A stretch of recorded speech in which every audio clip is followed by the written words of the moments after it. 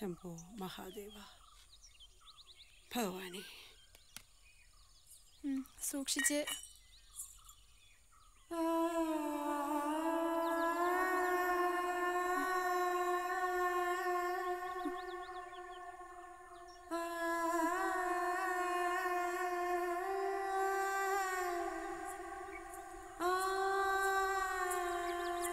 ഇല്ലത്ത് അന്വേഷിച്ചു.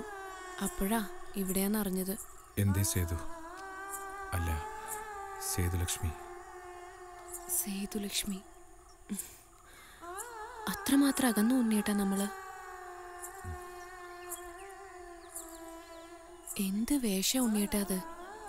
പല വേഷങ്ങൾ കെട്ടിയാടുമ്പോ അതിലിങ്ങനെയൊരു വേഷം.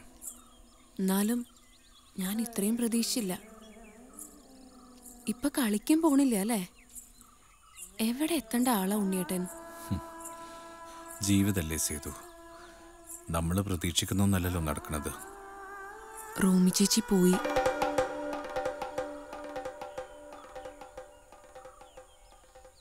പോകുമ്പോ ഇത് ഉണ്ണിയേട്ടന് തരാൻ പറഞ്ഞ് എന്നെ ഏൽപ്പിച്ചതാ.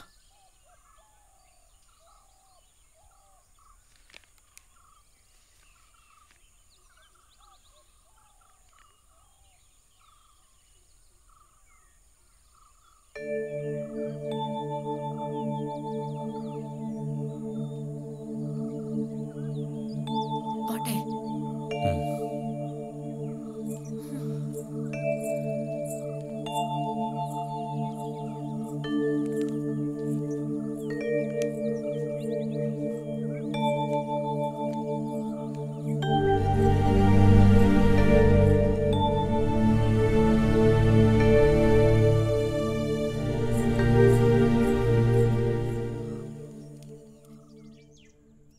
ആ കവറില് വിമാന ടിക്കറ്റ് ഉണ്ടെന്ന് റൂമി ചേച്ചി പറഞ്ഞിരുന്നു.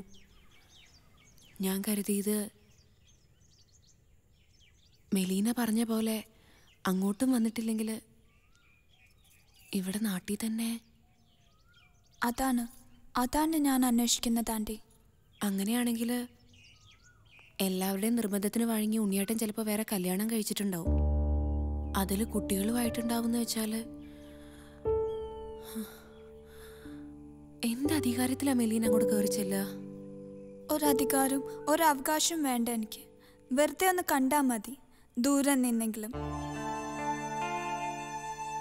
പിന്നെ ആൻറ്റി, കുട്ടികളുണ്ടെന്ന് വെച്ചാൽ ഞാൻ അവർക്ക് കളിപ്പാട്ടങ്ങളൊക്കെ കൊണ്ടുവന്നുണ്ട് ഒത്തിരി. അവരും എൻ്റെ സഹോദരങ്ങളല്ലേ. എൻ്റെ കുട്ടി, നീ കരുതും പോലെ ആവില്ല അവർ നിന്നെ സ്വീകരിക്കുക. എന്തേ?